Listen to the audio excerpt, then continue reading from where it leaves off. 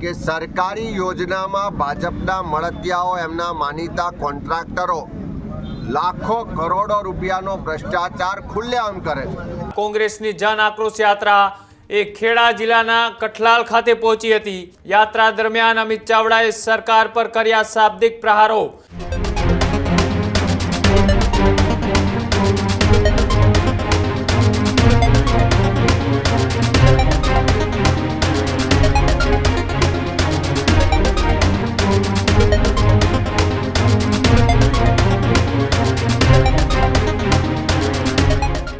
સમાચારોમાં આગળ વાત કરીએ। કોંગ્રેસની જન આક્રોશ યાત્રાનો પહેલા ચરણની પૂર્ણાહુતિ બાદ હવે આજથી બીજા ચરણની શરૂઆત કરવામાં આવી છે।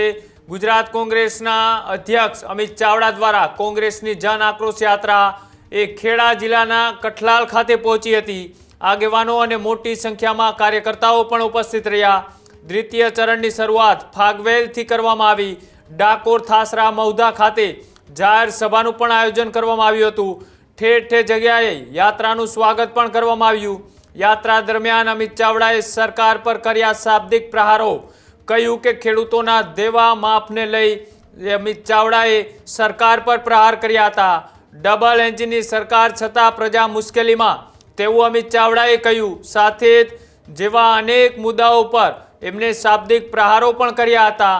જે રીતની એ કોંગ્રેસની જન આક્રોશ યાત્રા એ આજે બીજા ચરણની શરૂઆત થઈ છે, ત્યારે ફાગવેલ ખાતેથી આ યાત્રાની શરૂઆત કરી અને પહેલા જ દિવસે અમિત ચાવડાએ એ સરકારને ઘેરવાનો પ્રયત્ન કર્યો। સરકારને અલગ અલગ મુદ્દા અને ખાસ કરીને ખેડૂતોના મુદ્દે તેમને શાબ્દિક પ્રહારો કર્યા। જે સભાનું આયોજન કરવામાં આવ્યું હતું એ સભાની અંદર પણ અનેક આગેવાનો અને સ્થાનિક લોકો પણ જોડાયા।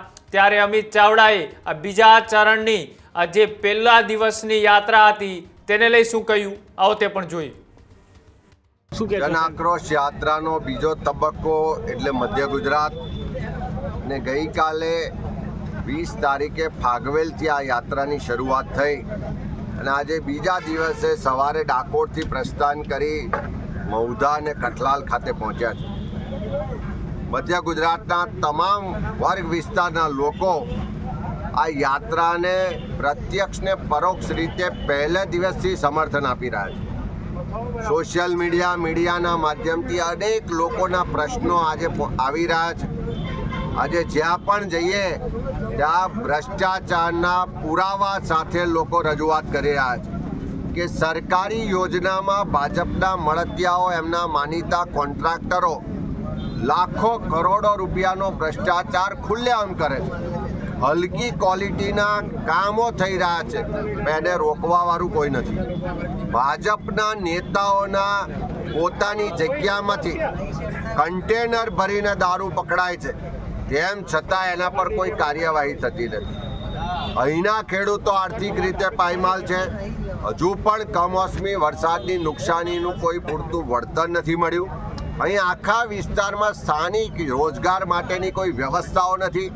ચારે તરફ ભ્રષ્ટાચાર, બેરોજગારી, અરાજકતા, કાયદો વ્યવસ્થાની પરિસ્થિતિ કથળી ગઈ છે। ત્યારે આ કઠલાલ તાલુકો હોય, મહુધા તાલુકો હોય, ઠાસરા તાલુકો હોય, બાલાસિનોર હોય, કપડવંજ હોય, વીરપુર હોય, આખા વિસ્તારના જે છેલ્લા 2 દિવસમાં લોકો મળ્યા એમાં ખેડૂતો પરેશાન છે, યુવાનો બેરોજગાર છે, રોજગારની કોઈ તકો નથી, બેન દીકરીઓ સલામત નથી, દારૂ ને ડ્રગ્સ ખુલ્લેઆમ વેચાઈ રહ્યું છે, હપ્તા રાજ ચાલે છે, કમિશન રાજ ચાલે છે, ભ્રષ્ટાચારીઓ બેફામ છે। આ બધી પ્રજાનો જે પ્રશ્નો છે, જે ફરિયાદો છે, જે આક્રોશ છે, જે પીડા છે એ આ યાત્રાના માધ્યમથી એના સ્ટેજથી વ્યક્ત થઈ રહી છે। હું 100% વિશ્વાસ સાથે કહું કે આ મધ્ય ગુજરાતમાં જેમ જેમ યાત્રા આગળ વધશે લોકો ખુલીને બહાર આવી રહ્યા છે, લોકો ખુલીને લડવા માટેની તૈયારી બતાવી રહ્યા છે અને 2027માં પરિવર્તન કરવાના એક દ્રઢ સંકલ્પ સાથે લોકો યાત્રામાં જોડાઈ રહ્યા છે। ત્યારે આ યાત્રા એ 2027ના પરિવર્તનનો શંખનાદ સાબિત થવાની છે।